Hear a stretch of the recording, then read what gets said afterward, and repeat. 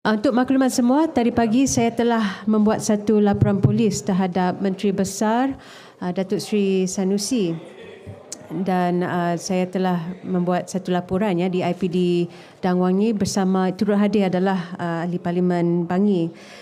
Jadi laporan polis ini adalah mengenai satu lagi video yang sedang viral. Kalau tak silap, ia dilakukan ataupun direkod di sebuah ceramah Perikatan Nasional baru-baru ini, dan konten di Pulau Pinang di kawasan Pematang Pauh. Jadi kalau tengok dalam video konten TikTok yang terbaru ni, kita nampak Menteri Besar Kedah telah mengeluarkan kata-kata kesat untuk memberi reference ke alat kelamin lelaki. Jadi saya tak nak sebutnya. Jadi perkara ini sebenarnya adalah satu perkara yang amat menjijikkan. Jadi kalau kita tengok sebagai seorang pemimpin, terutamanya pemimpin menteri besar, you tak boleh buat perkara-perkara macam ni. Orang kata dia telah disregard audience dia.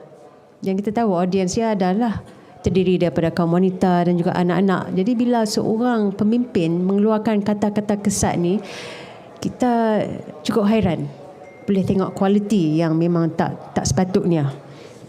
Jadi ini adalah laporan salinan laporan polis yang telah dibuat pada pagi ini, dan dengan ini saya harapkan bahawa siasatan akan dilakukan dengan segera, kerana perkara ini, perbuatan macam ni tidak boleh kompromi langsung.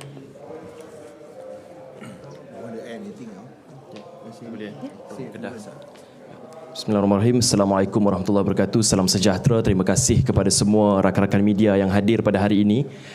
Seperti Yang Berhormat Bukit Bendera menyatakan tadi bahawa PCR ini adalah untuk mengecam tindakan yang amat berhormat Menteri Besar Kedah. Saya Ahli Parlimen Sungai Petani yang hadir daripada negeri Kedah. Dan hari ini saya ingin menekankan bahawa budaya orang Kedah bukanlah budaya yang biadab.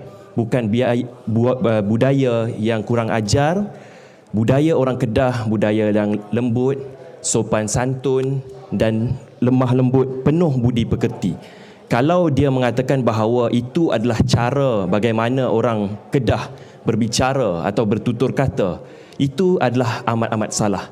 Dan ini amat-amat memalukan orang-orang di negeri Kedah. Dan saya memperhatikan bahawa Menteri Besar Kedah yang amat berhormat Datuk Seri Sanusi terlalu sering untuk mengeluarkan kata-kata yang kesat, untuk mengeluarkan lontaran-lontaran fitnah tanpa hujah dan attack pemimpin-pemimpin secara peribadi, dan kata-katanya itu tidak langsung membina tetapi memberikan satu implikasi yang buruk, termasuklah kenyataan-kenyataan yang lain berkaitan dengan kedaulatan negeri. Dan beliau harus ingat bahawa beliau merupakan seorang Menteri Besar Kedah yang mewakili nama baik negeri Kedah, yang mewakili nama baik Sultan Kedah. Beliau sepatutnya menunjukkan satu imej yang baik, dan beliau tidak boleh berbicara walaupun di atas pentas politik. Beliau tidak boleh berbicara sebagai orang yang seakan-akan tidak beradab dan tidak berilmu. Ini adalah suatu hal yang amat memalukan, dan saya mengecam sekeras-kerasnya tindakan ini, dan saya harap bahawa Datuk Seri Sanusi ambillah nasihat daripada pemimpin muda seperti saya. Saya mengharapkan sesuatu yang lebih daripada beliau. Beliau merupakan pemimpin yang lebih senior daripada saya.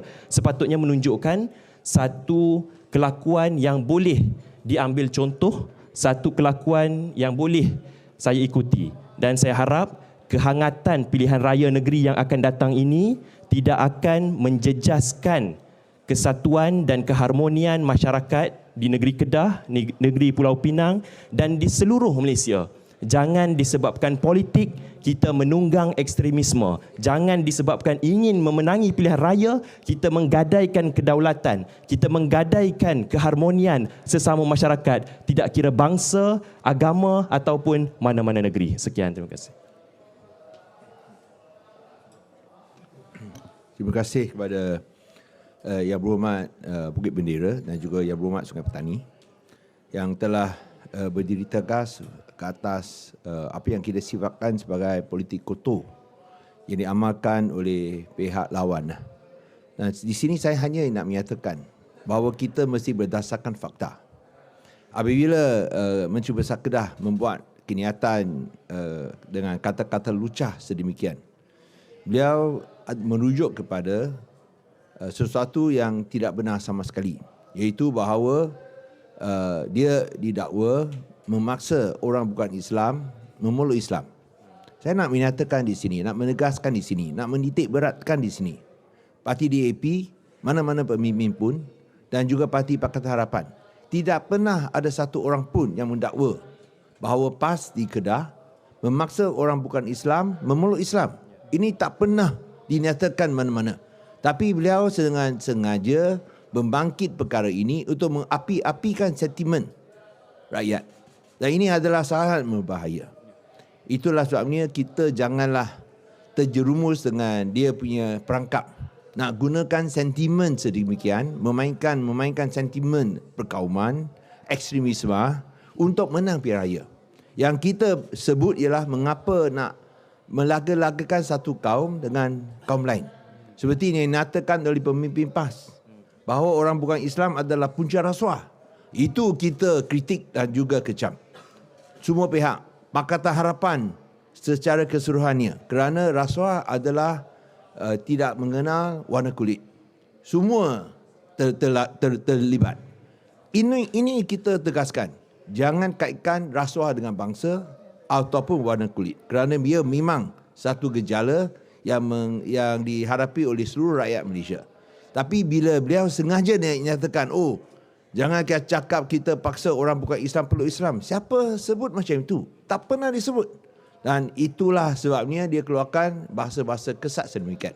Oleh sebab itu memang kita sokong usaha oleh pihak kerajaan untuk memastikan tidak ada pihak, mana-mana pihak, tak kira dia jawatan tinggi atau pangkat tinggi apapun, janganlah gunakan isu 3R, race, religion, royalty, untuk menang pilihan raya. Nah, kita harap, kita tunggu tindakan tegas. Kerana kalau kita biarkan begitu, kenyataan ekstremis, kenyataan yang tidak berasas, kenyataan yang palsu ini akan menjadi satu perkara normal. Dan kita tak mau lihat ada pemimpin politik macam Donald Trump di Malaysia. Saya rasa itu kita mau satu politik, satu budaya yang bersih, bukanlah yang kotor seperti yang dimainkan oleh pihak lawan ini. Terima kasih.